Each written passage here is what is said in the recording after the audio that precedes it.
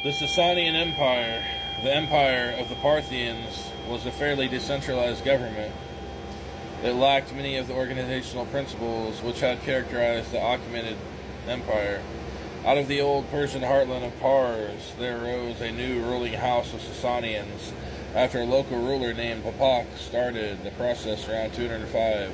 Ardashir I, a Sasanian ruler, consolidated power and was eventually crowned the new Persian king of kings in 224. Ardashir I, 224 through 242. After defeating the Parthians at the Battle of Hormozgan, by the time of his death he was able to recover much of what he had been lost in the time of the Parthians. The Sasanian Empire would last some 427 years, from 224 to 651 CE. The history of the Sasanian Empire is divided into 5 eras: the first golden era, and intermediate era, a second golden era, and finally the era of the decline and fall of the empire. The son of Ardashir Shapur I, 240 through 270, became the first great emperor of this new state. He expanded and consolidated the territories of the empire and successfully combated the Romans in the west. Most notably, he defeated the Romans in the Battle of Edessa, capturing the Roman Emperor Valerian along with thousands of Romans and their auxiliaries from the various European tribes, including many Germans, and resettled them in the cities of Gondishapur and Bishapur, which were they lived in peace as guests of the Persian Emperor, sharing their knowledge of building many civil engineering projects, some of which still stand today. The reign of Shapur I was characterized by religious tolerance as well as renewal and expansion of the good religion. The most notable example of his religious tolerance is the fact that he allowed the religious artist and innovator Mani to preach his heretical faith at the court and throughout the empire. The ideas of Mani were discussed in some detail in Essay 3 in this book. In general, Shapur was followed by a series of less able and less tolerant emperors. Zoroastrianism underwent a significant reform during the Sasanian times. The use of writing was enthusiastically embraced, whereas it had been suspect as a Davidic influence before. The religious works were committed to writing in a special alphabet called the Din Dabara, alphabet for religion.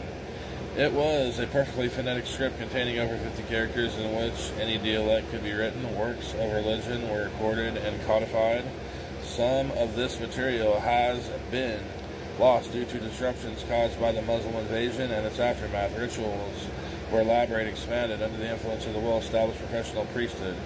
Shorter rituals were combined to create longer and more complex ones. The priesthood itself gained a power and authority as the good religion was for the first time established as the official religion of the state. The Sasanian Empire remained religiously very diverse, with Zoroastrianism as the dominant faith, yet with sizable minorities of Christians, Babylonian or Nestorian, Jews, Manichaeans, Mandeans, Mithrists, traditional Iranian pagans, as well as Hindu and Buddhists in the eastern part of the empire. Occasionally, some of these other faiths would come under scrutiny and suspicion, as they were seen to be connected to external hostile states, especially Rome. Shapur II, 309 through 379, defined the first golden area of Sasanian history. He was a capable military leader and a brilliant organizer and designer of social policies.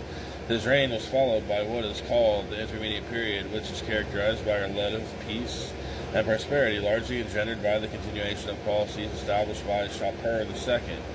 During this time, the capital of Rome was moved to Byzantium, later renamed Constantinople, or now Istanbul.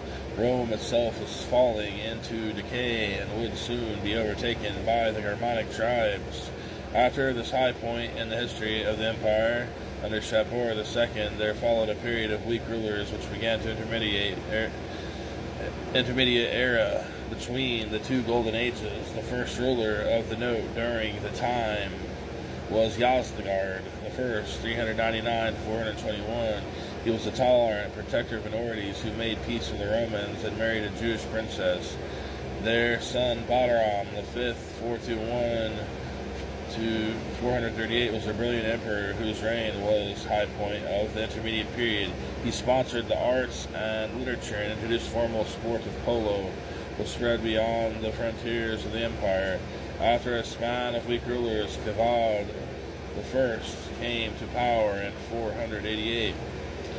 At first, Kevad gave support to the radical reformer Mazdak. Among these reforms were the sharing of land and women by the hereditary aristocracy. Because of the sizable harems of the leading aristocrats, there were not enough women to go around.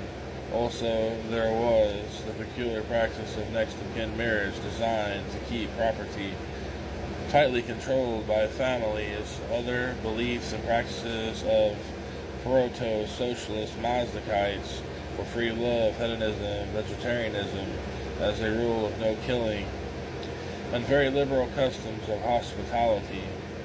For his support of Mazda Kevad was ousted and replaced by the benevolent Dejamask, 496 through 498.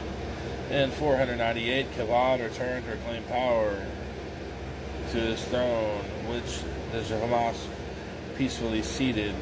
During the second reign of Kevad, the first military action was taken against the Mazdakites and their former, and many of the supporters were killed.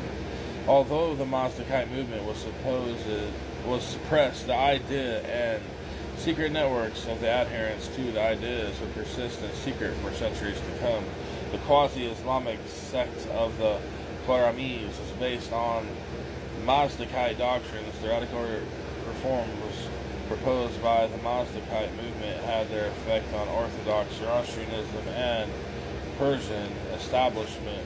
As a system of creative evolution, Zoroastrianism is open to change and improvement without compromising its basic and eternal principles.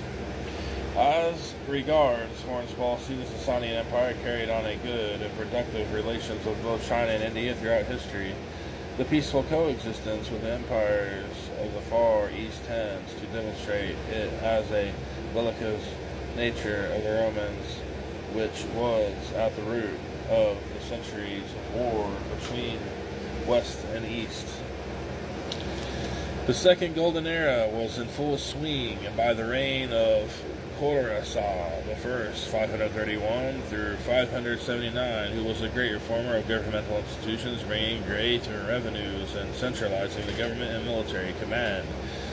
He also affirmed Zoroastrianism as a state religion after a setback during the time of Hormizd VI, the Emperor Khosrow II, 590 through 628, would be the last true great emperor of the Sasanian Empire. At one point, he was forced to flee the country and made an alliance with the Byzantine Emperor Maurice and regained the throne.